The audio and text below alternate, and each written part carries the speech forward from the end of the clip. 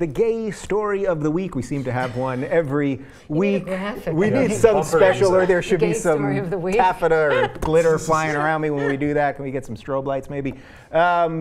So, you know, there's been this whole big thing about the anti-gay laws in Uganda. Everybody's been talking about that. Of course, we just had the Olympics in Sochi, and Russia has these laws about gay propaganda. I came across this map that's on the United Nations website about countries and gay laws. Okay, so the 78 countries right now, estimated by the UN, ban homosexuality. Just a couple of them, and these are the dark red ones. Afghanistan, Egypt, Jamaica, India, Pakistan. That means it is completely illegal. 7 countries right now allow the death penalty for having consensual homosexual relationships. That includes our good buddies over in Iran right now, Nigeria, Saudi Arabia, Sudan, and Yemen. Now, of course, we can see the red. The red is the bad part. I think there is 2 interesting pieces in the midst of that red. So you can't even see it because the country is so small. But Israel is actually dark blue, which means that it is completely legal and tolerated there. And then interestingly, Lebanon, which is right above Israel, also tiny, right in the middle of that Red Sea right there. It is not illegal in Lebanon, but you know, I think you still can be arrested, or like, so there's just protected. It's not protected, quite right. Protected, yeah. But not totally illegal. 65 countries not only allow gay people, I suppose, but protect gay people with laws. So looking at that map, is there anything about that that surprises you? I mean, the Middle East, basically, that sort of Africa, Middle East thing, is just seriously backwards. Yeah, look at all of Russia. I mean, right. So okay. So that's a good point. I wanted to bring that up. So you can see if you look at North America, so the United States, Canada, Mexico, so legal. So we're dark blue. It's completely legal. You know. Right. We still don't have necessarily gay marriage, but you're not going to be thrown in jail. It is protected. Can you see Mississippi over there? Can you see right, Mississippi is a little imperceptible. There's actually 3 towns there that are very dark. Right. So going to Russia, though, because that is a good point. So obviously Russia's up there to the right. So it is legal. It is legal to be gay in Russia, but you can't promote it. So that's why Russia is not in the red. So no show tunes in Russia. No show tunes. Although apparently there was a gay bar in Sochi that journalists were going to. So it's a little unclear what's going on. A really lame gay bar. I'm sure that gay bar was a lot more fun before the journalists came to be like, so what's it like being gay here? Well, that's what people were saying there. That we used to have fun here, and now you guys have all come here and ruined it. Yeah. But yeah, does anything on that map surprise you? No, I mean, unfortunately, it doesn't, and it's crazy that we still live in a time where, I mean, I guess maybe it's not crazy. Maybe it's amazing how far, the other way to look at it is it's amazing how far we've come in sort of understanding and basic human decency. Yeah. But it is shocking that so much of the world is still backwards in that way. And it's also shocking that the fact that we give Russia the categorization of legal when that law, we know that at the same time, there are roving bands of people who are, humiliating and beating and killing, Right, and is there anything else that you would have these different levels of okayness?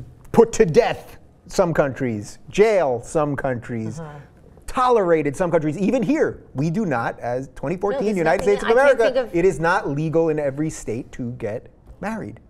For gay people. Yeah, I mean, I'm trying to think of any other liberty that has those kind of hierarchies. Yeah, I mean, I can't think of anything. They just need to try it. Like, come on, Russia, parts of Africa, like, give it a shot. Like, it'll be fun. Like, they'll calm down. It was interesting. There was a slight oasis in the middle of Africa there. Right. So a couple of those countries with the light blue in Africa, that includes Mali, Niger, Chad, Zaire. So it's not all terrible there, but it is pretty terrible as a continent. Right.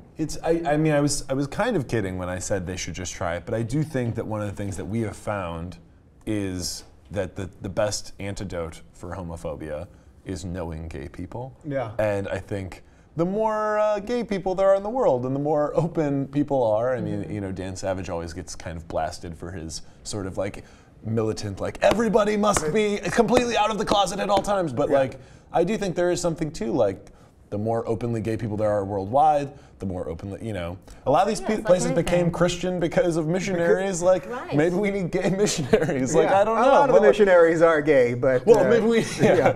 Yeah.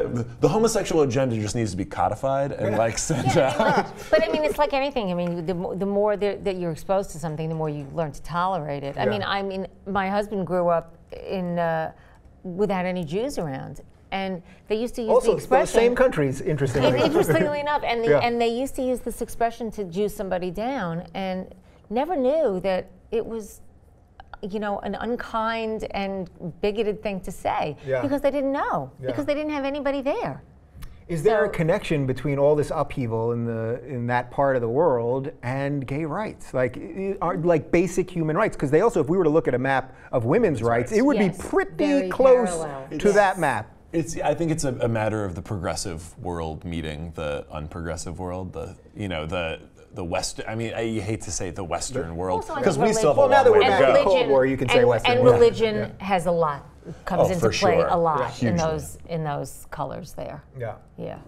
Yeah, it's I guess one of the great things is, despite all of our frustrations about the religious right sometimes and how religion affects our country and policy in our country, it is still we still have the leeway to not let it affect most things, and I think we take that for granted sometimes when we these other places, they don't even have the pretend separation of anything, it's very much theocracy and that. I mean, who was saying this last week? Was it Tom DeLay or somebody was saying? Tom DeLay, is he back? No, I can't. Maybe I'm not sure if it was he, but somebody was saying. He was Dancing with the Stars last I heard of him. But somebody was saying that the problem is that that religion has gone out of government. I mean, somebody was saying that. Oh yeah, we need more Jesus in government. I mean, for sure.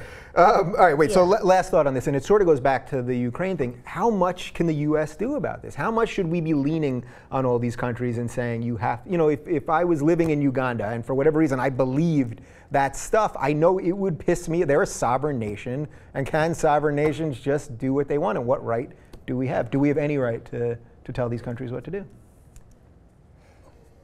Well, I'm going back to my old tired response again. Education. You have to have organizations that really can help and educate and come into the countries. And instead of having missionaries, selling Jesus, have NGOs. Organizations like UNICEF and organizations that do well and don't have an agenda. Yeah.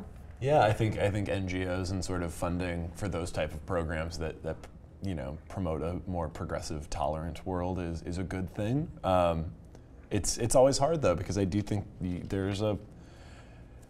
don't know their world, we don't know what life is like there. And obviously everybody should be able to live how they live freely and live well. But it's also hard for us sitting here in California to know exactly the nitty-gritty of on the ground and how best to negotiate those things. But I don't know. It's a tough question, Dave. Well, that's why I ask them.